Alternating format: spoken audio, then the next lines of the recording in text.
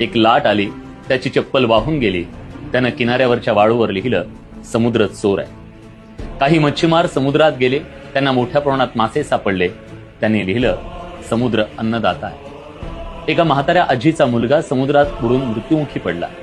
त्या आजीनं लिहिलं, समुद्र खुनी आहे. एक म्हातारा माणूस समुद्राच्या किनाऱ्यावरून चालत असताना त्याला शिंपले दिसले. शिंपल्यात मोती होते. मोत्यांनी त्याचं आयुष्य बदललं. त्यानं लिहिलं, समुद्र दानशूर आहे.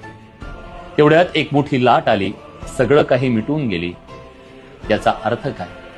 याचा अर्थ आहे, कोण काय म्हणतं याच्याशी समुद्राला काही देणं घेणं नसतं.